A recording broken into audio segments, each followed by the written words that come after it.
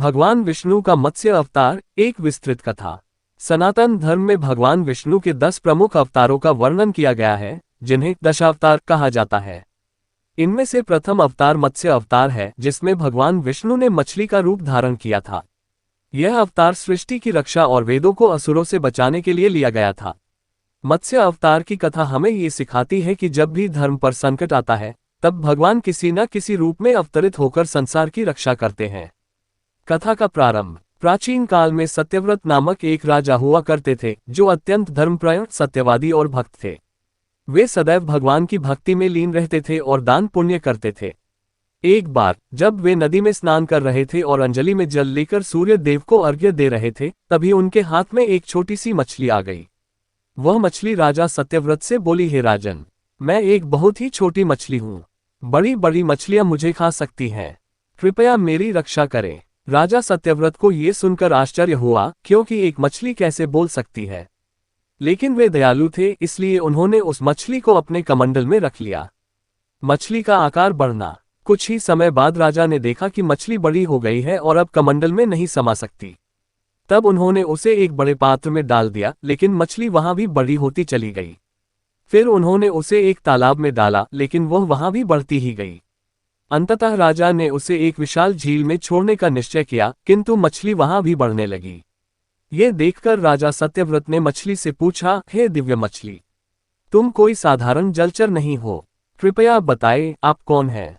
तब मछली ने भगवान विष्णु का विराट रूप धारण कर लिया और कहा, हे राजन, मैं स्वयं विष्णु हूँ। मैं तुम्हारी भक्ति और प्रेम से प्रसन्न हूँ, इसलिए तुम्हें एक महत्वपूर्ण रहस्य बताने आया हूँ।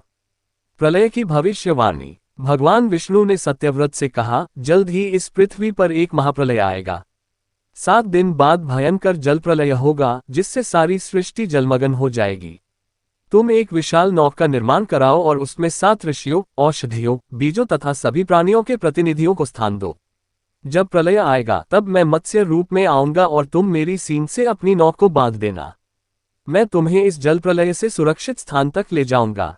राजा सत्यव्रत ने भगवान की आज्ञा का पालन किया और एक विशाल नौक तैयार करवाए। महाप्रलय और वेदों की रक्षा। जब निर्धारित समय आया तो भयंकर जल प्रलय शुरू हुआ। समुद्र अपनी सीमा लांघने लगे, नदियां विकराल रूप धारण कर बहने लगी और भारी वर्षा से पूरी पृथ्वी जल में डूब गई। सत्यव्रत ने अपनी नौक में सप्तर्षियों और सभी आवश्यक वस्तुओं को रख लिया।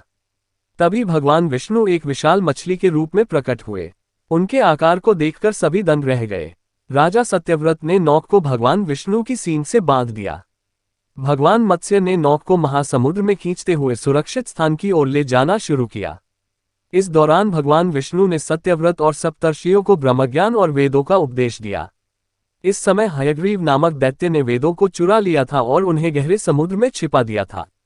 भगवान मत्स्य ने उस दैत्य का संहार किया और वेदों को पुनः प्राप्त करके ब्रह्मा जी को सौंप दिया, ताकि सृष्टि का पुनर्निर्माण किया जा सके। मत्स्य अवतार का महत्व। मत्स्य अवतार की कथा केवल एक धार्मिक कहानी नहीं है, बल्कि यह एक गूढ़ संदेश भी देती है। 1. धर्म और ज्ञान की रक्षा। भगवान विष्णु ने वेदों को असुरों से बचाकर यह संदेश दिया कि धर्म और ज्ञान को सदैव संरक्षित रखना चाहिए। 2. प्रलय और पुनर्निर्माण। ये कथा दर्शाती है कि सृष्टि में समय समय पर विनाश और पुनर्निर्माण की प्रक्रिया चलती रहती है। 3. भक्त की रक्षा। जो भक्त सच्चे हृदय से भगवान की भक्ति करता है, उसकी रक्षा स्वयं भगवान करते हैं। निष्कर्ष। मत्स्य अवतार केवल एक पौराणिक कथा नहीं, बल्कि यह हमारे जीवन के लिए एक प्रेरणादायक मार्गदर्शन भी है।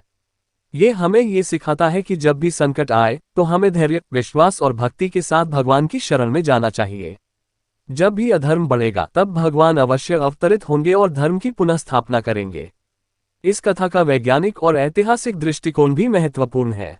कुछ विद्वानों का मानना है कि यह कथा पृथ्वी पर आए किसी महाजलप्रलय का संकेत देती है, जिसे अनेक सभ्यताओं में अलग अलग नामों से वर्णित किया गया है, जैसे कि नूह की नाव। अंततः मत्स्य अवतार हमें ये सिखाता है कि सच्चा ज्ञान और धर्म कभी नष्ट नहीं हो सकते। वेदों का ज्ञान सदा अमर रहेगा और भगवान विष्णु सदा धर्म की रक्षा के लिए अवतरित होते रहेंगे।